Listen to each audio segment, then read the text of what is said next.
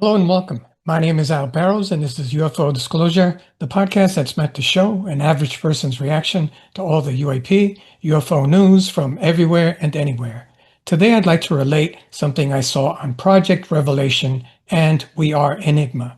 It's about a UFO crash that occurred 14 years before Roswell and was confirmed by military intelligence officer and whistleblower David Grusch.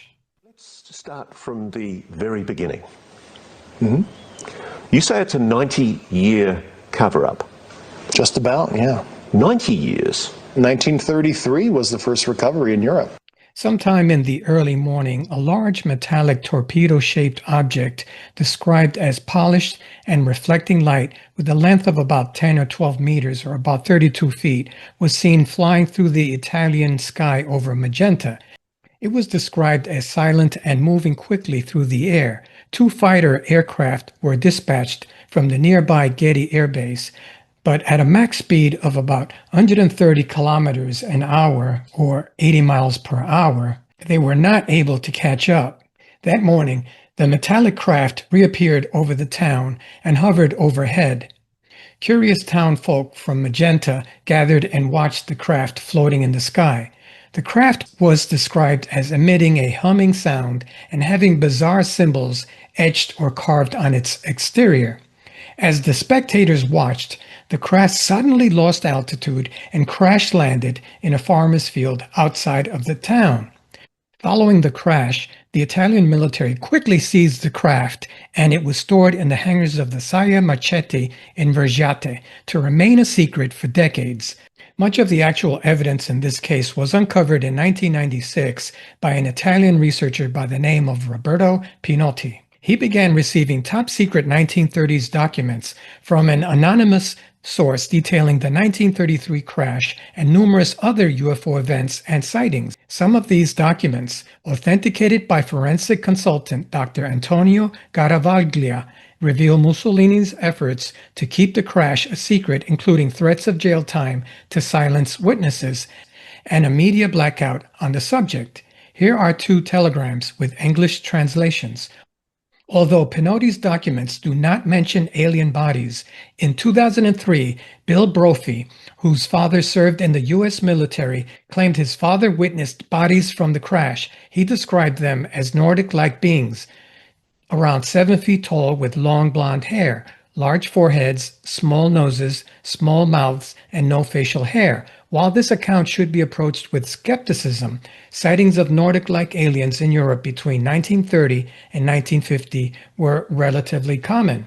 There's even this famous interview. It was stationary, this thing, and it was bright silver in colour, and it had a dome. It was tilted to sort of, I could see the occupants in it, 2 people in there. These people were beautiful people. That's the only way I can describe them. They had long golden hair, like a page boy bob, just like the old kings. You used to see photographs of the old kings. And the colour of the hair was golden. Now, I was really... What were they dressed in? They had a sort of a polo neck jumper affair, like a ski top suit.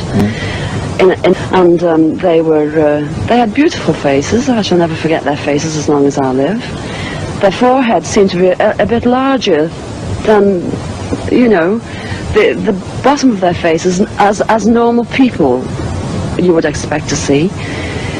But maybe this was just whatever they had around their heads, which was like a transparent fishbowl. This crash event triggered an investigation by a secretive wartime intelligence unit known as the Gabinetto RS-33, led by the famous inventor of the radio, Guglielmo Marconi.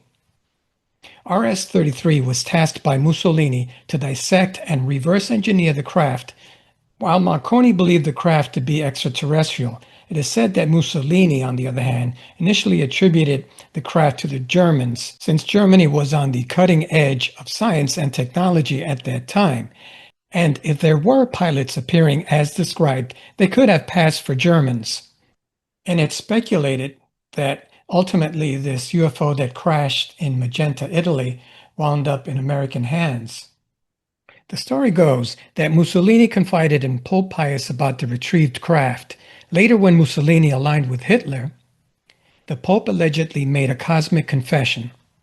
The U.S. after World War II was able to acquire the craft, and according to Grusch, the U.S. is still in possession of this craft. Rumors also circulated about the bodies of the craft being located at Wright-Patterson Air Force Base.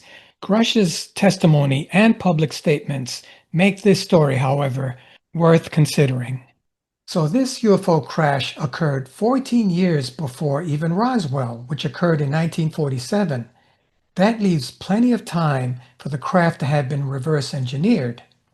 And the craft, along with the extraterrestrial bodies, have been at Wright-Patterson Air Force Base, according to David Grusch. So what I would like to know, and I'm sure many of you would like to know also, is why we haven't heard more about this from either Grusch or the government. My name is Al Barrows. This has been UFO Disclosure. Please remember to like, share, and subscribe. Thanks.